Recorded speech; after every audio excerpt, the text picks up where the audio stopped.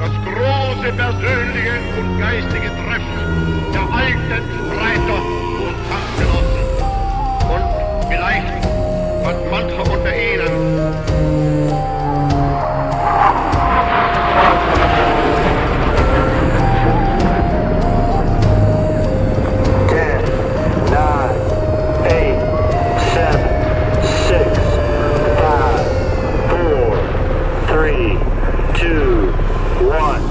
Bienvenidos a Archivos del Tiempo, podcast.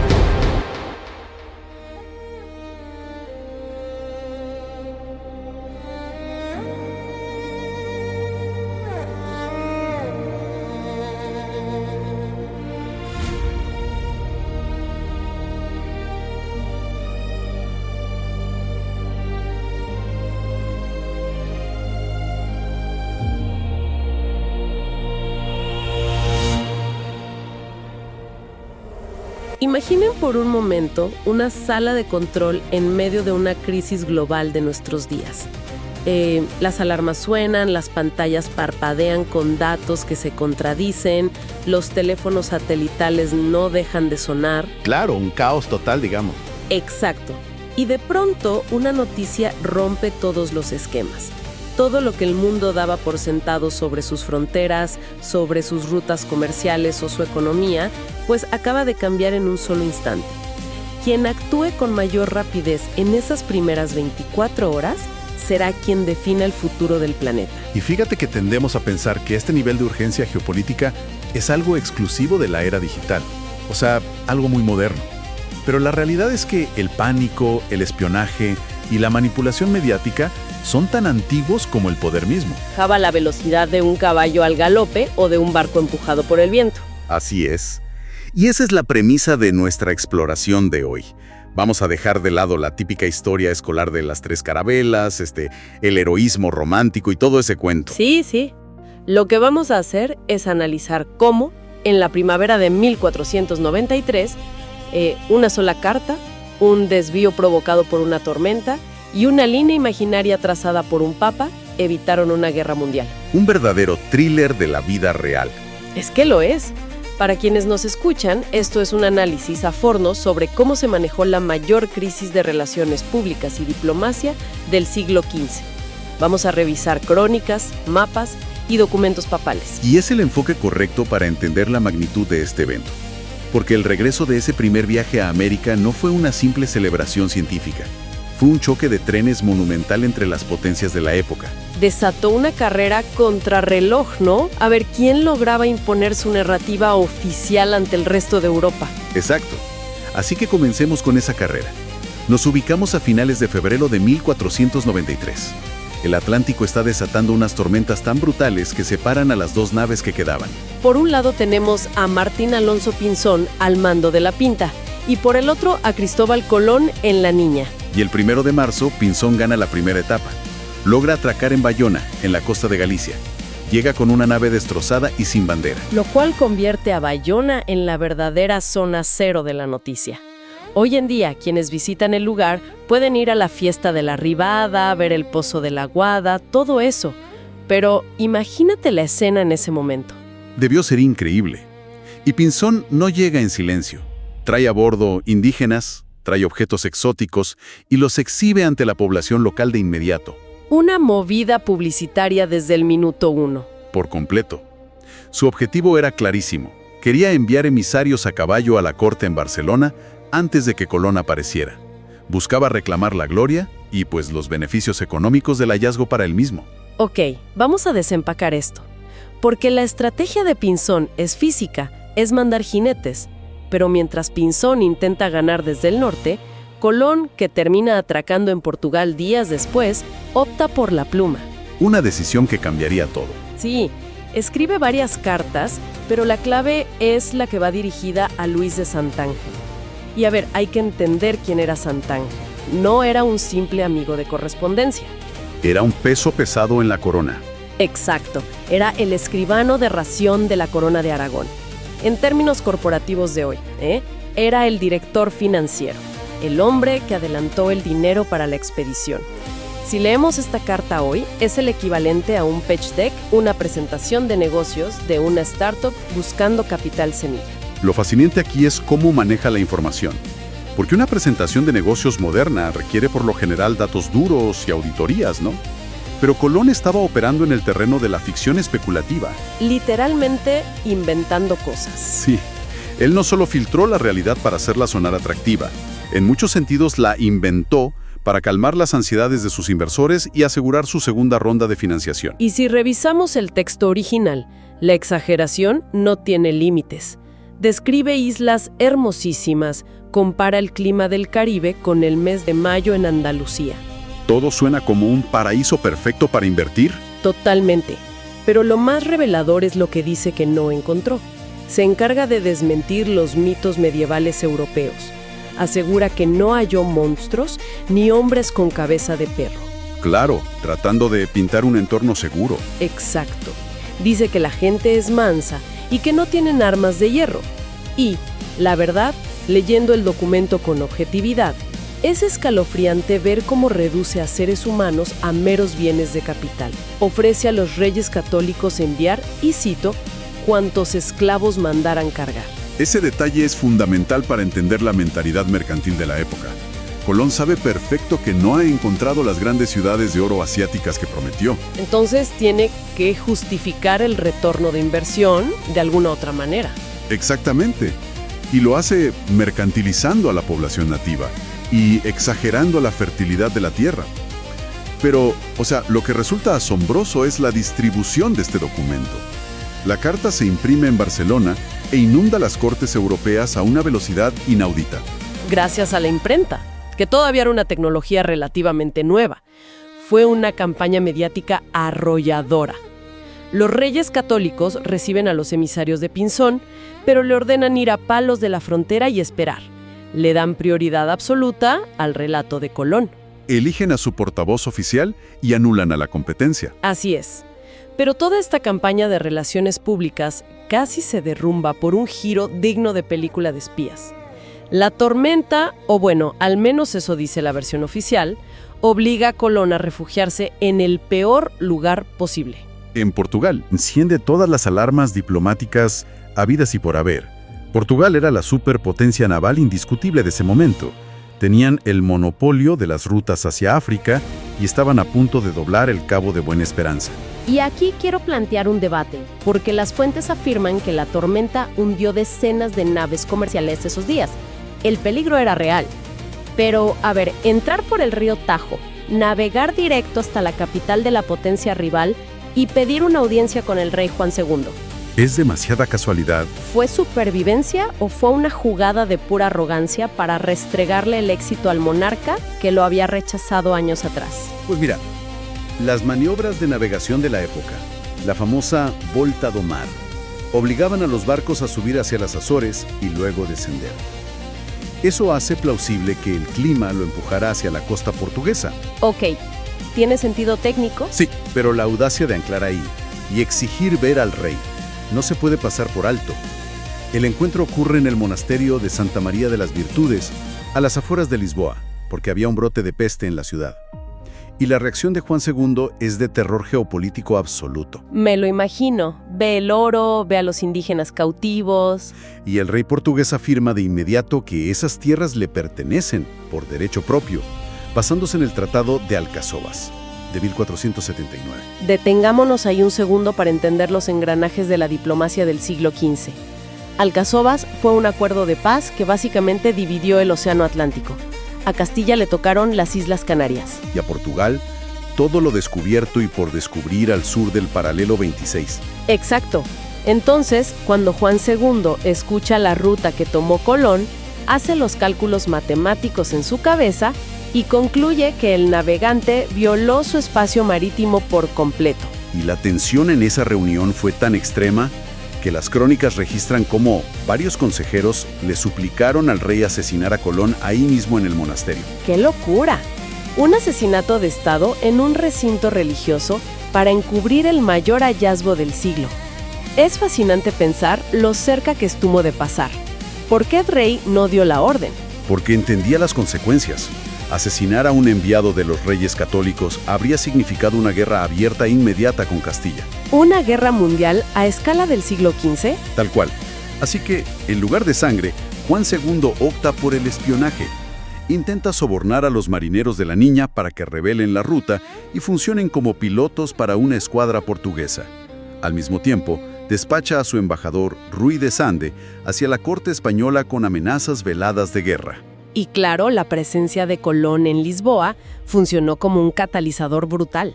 Fernando e Isabel no tenían idea de dónde estaban esas islas exactamente, ni habían visto un mapa, pero se dan cuenta de que tienen muy pocos días de ventaja antes de que Portugal arme sus propios barcos. Así que recurren a la artillería legal más pesada que existe en el mundo europeo.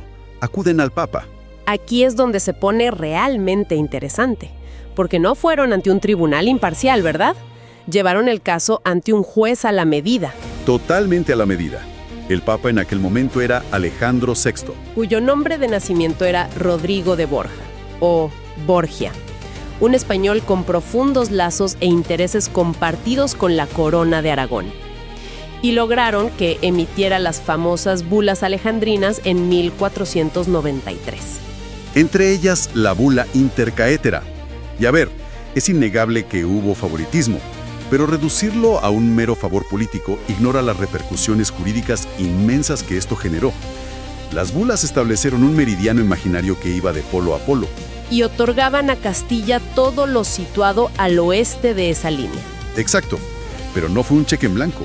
El Papa incluyó una condición que cambiaría el tejido social, cultural y legal del mundo. El dominio absoluto de las tierras se otorgaba a cambio de la obligación estricta de evangelizar a los habitantes originarios. O sea, el título de propiedad territorial venía atado a un mandato religioso ineludible. Era el mecanismo legal que justificaba la ocupación ante el resto de Europa.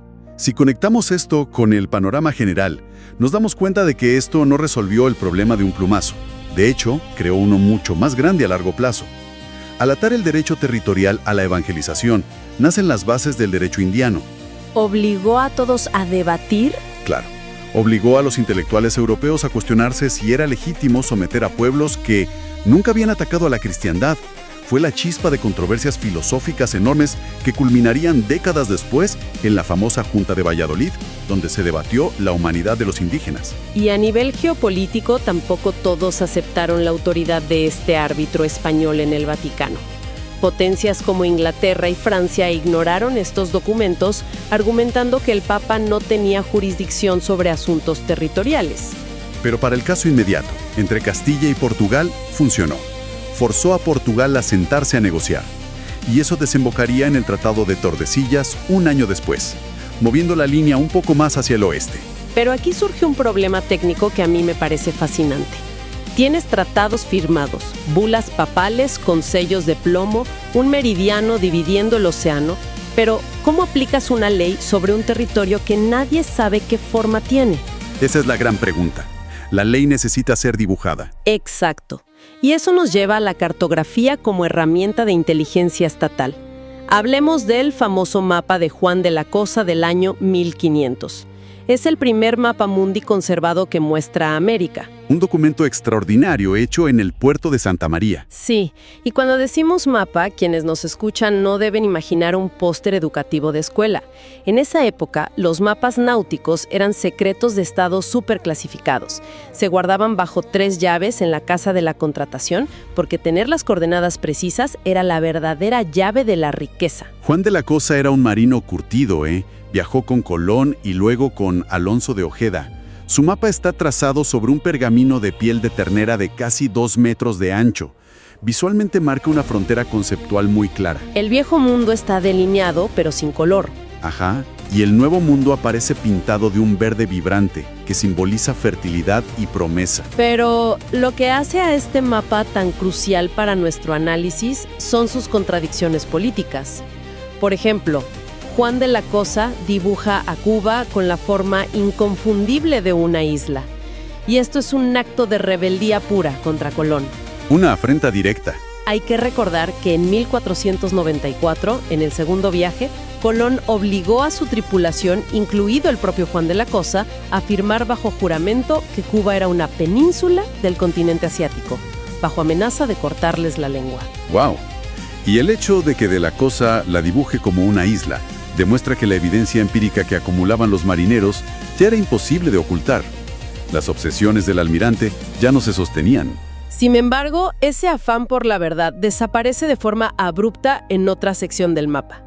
Justo en la región que corresponde a Centroamérica, el contorno de la costa se interrumpe, y en su lugar hay una enorme y detallada viñeta de San Cristóbal cruzando las aguas. Y retomando tu idea de los mapas como inteligencia militar, esa viñeta no es mera decoración religiosa. Es censura. Es el equivalente renacentista a los bloques de píxeles negros que los gobiernos ponen hoy sobre las imágenes satelitales. Exactamente. Esa es la interpretación más sólida respaldada por los investigadores. Cubrir esa franja de tierra le permitía al cartógrafo evitar trazar una costa continua.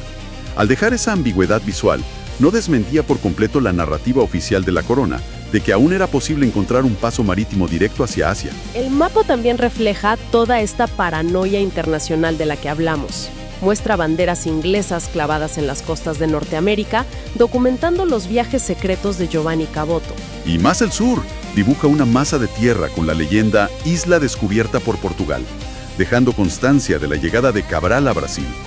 Es un tablero de ajedrez global pintado sobre cuero. Y nos revela lo precaria que era la ciencia. Tiene errores matemáticos severos en la latitud. Ubica a la Española casi a la misma altura que las Islas Canarias. Claro, trazaban líneas basadas en estimaciones a ojo de marineros aterrorizados. Su propósito no era ser perfecto, sino ser el primer borrador del nuevo orden mundial. Entonces, ¿qué significa todo esto? Toda esta maraña de espionaje, censura y relaciones públicas nos obliga a mirar al hombre en el ojo del huracán. Hoy vemos constantes titulares sensacionalistas y debates sobre el ADN de los restos de Colón. ¿Así? Gastando fortunas intentando descubrir si era portugués, gallego o mallorquín. Exacto. Parece que su identidad es tan misteriosa como los mapas de su época. Es un debate moderno que atrae clics, sin duda. Pero desde la perspectiva documental, el misterio se disipa al acudir a las fuentes primarias de 1493. La gente que convivió con él no tenía esas dudas. Y aquí entra la figura clave de Pedro Mártir de Anglería, un cronista de Castilla, que tenía acceso directo al círculo de poder más íntimo de los reyes católicos. Así es, en su carta número 130, dirigida al conde Borromeo, fechada el 14 de mayo de 1493, o sea, apenas un par de semanas después de que Colón se presentara en Barcelona, Pedro Mártir describe el suceso y para referirse al descubridor usa de forma inequívoca el término Ligur, que hace referencia directa a la región de Liguria, cuya capital es Génova.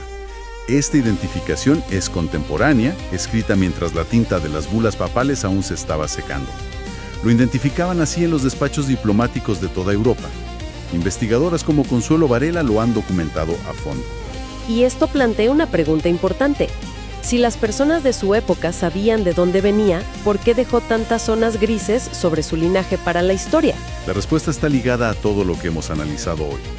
Colón buscaba consolidar un poder absoluto sobre las nuevas tierras y conseguir títulos nobiliarios sin precedentes. Su objetivo era integrarse en la alta nobleza castellana. Y ser un plebeyo extranjero, un tejedor de Génova sin linaje ilustre, pues era una vulnerabilidad política gigantesca. Por supuesto. Por lo tanto, aplicó a su propia biografía la misma estrategia de relaciones públicas que usó en la Carta a Sant'Ángel: omitir, exagerar y controlar la narrativa.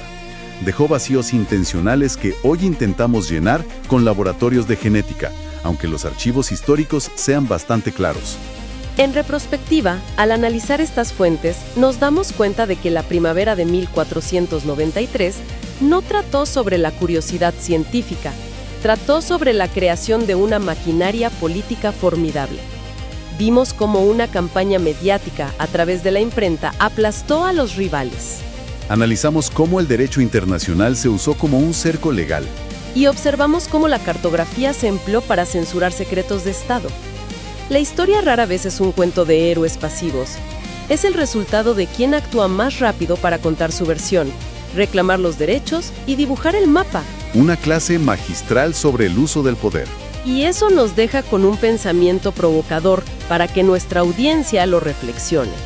Al principio hablamos de Martín Alonso Pinzón, el capitán de la Pinta, el hombre que desembarcó en Galicia y trató de ganar la carrera de la información. Pinzón llegó gravemente enfermo por el viaje y falleció a los pocos días, en marzo de 1493. Una sincronía que eliminó al único hombre capaz de cuestionar el relato de Colón con el mismo nivel de autoridad. Imaginen cómo habría cambiado el tablero. ¿Qué habría pasado si Pinzón hubiera sobrevivido y viajado a Barcelona para hablar directamente con los reyes católicos? ¿Habría respaldado la narrativa paradisiaca de Colón? ¿O habría expuesto las mentiras sobre las promesas de oro? Si Martín Alonso Pinzón hubiera tenido voz en esa guerra de relaciones públicas, la historia de cómo el mundo se dividió podría ser por completo distinta. Un misterio histórico para explorar por su cuenta. Gracias por acompañarnos en este viaje al pasado.